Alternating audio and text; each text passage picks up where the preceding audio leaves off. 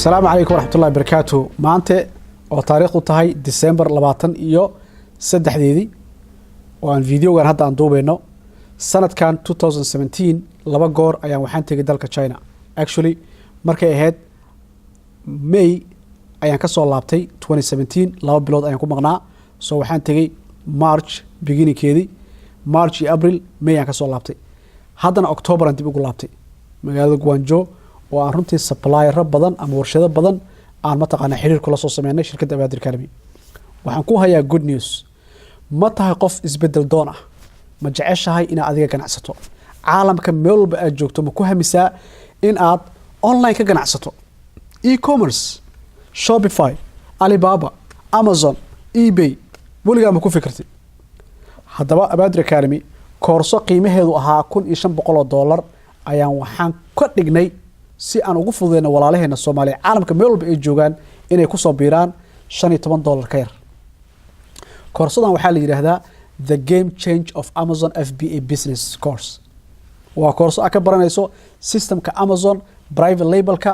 Waa koorso caalamka meel walba aad doonto aad joog aad halkaa adigoo jooga intaa koorsada barato marka casharada dhameyso aad lacag yar ku bilaabi karta Amazon alaab adiga aad leedahay inta China lagugu soo sameeyo magaca company-gaada lagugu soo qoro Axmed Allah ka dhigay Maxamed Saciid Yusuf Idris magaca rabto literally waxa rabto in lagugu soo qoro and then alaabtaas ay ka timaado China ay imaato dalka Mareykanka kadibna Amazon bakhaarkeeda alaabta la dhigo Amazon alaabta ku gato.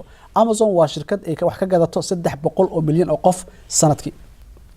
Ha ka faa'iideyso fursadaas baro haddii adiga aad isbedelka doonin isbedel kuma soo raadinayo. Haddii adiga aad isku dayin waxba kuma hagaagayo. Haddaba haddii cudurdaarkaadu u ahaa lacag Abaadir Academy lacagtii oo dhan bay ka dhaaftay waxay kugu hambalyeynaysaa $14.99 inaad isku diiwaan gelin karto koorsada Amazon FBA Business Course oo af Soomaali ah oo ka kooban 100 iyo plus video ka koobanna inaad mataqaana qaadan karto aad ku baran karto.